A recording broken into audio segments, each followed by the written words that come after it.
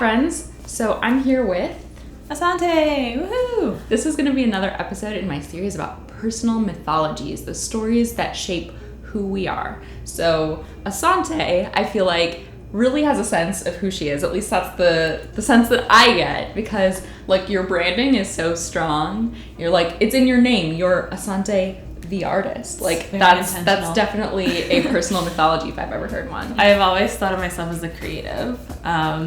I've just been very artistic ever since I was young.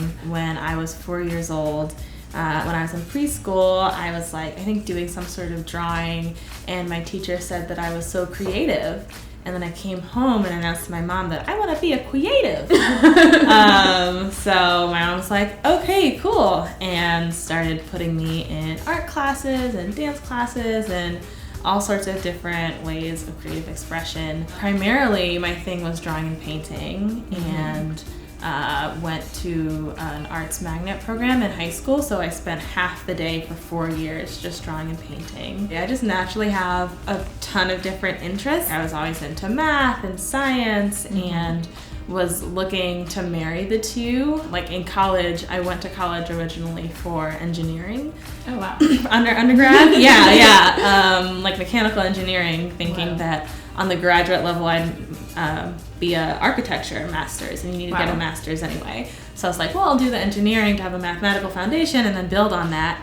And then discovered more about user interaction design, and was like, oh, that's a good marriage of the artistic and the technical. So I'll major in computer science and then do a master's in like UX.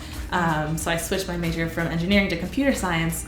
And then my senior year of college, I switched to film. Does math feel creative to you?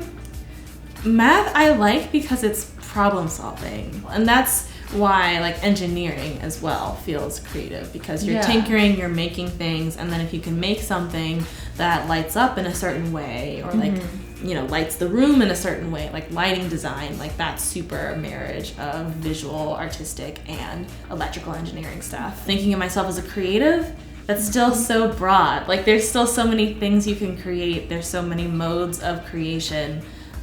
So that story that I tell myself really leaves it up and leaves it open.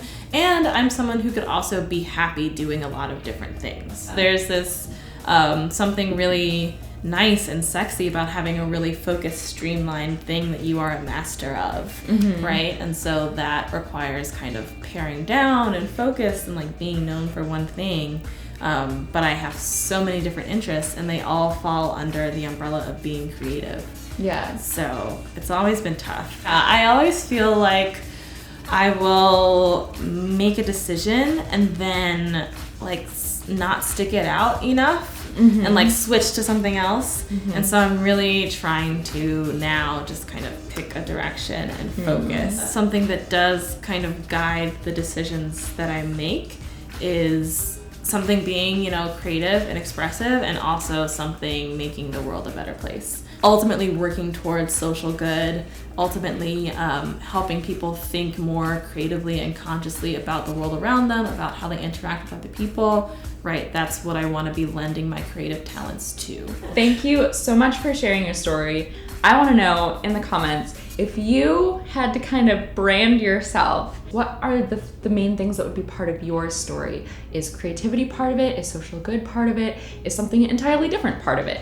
Let me know. And you can also find Ahsante. Where can they find you? They can find me at Ahsante B all over the internet, and Ahsante the Artist on YouTube. Well, if you like this video, you can subscribe. You can check out Ahsante's channel, and I'll see you next week. Bye.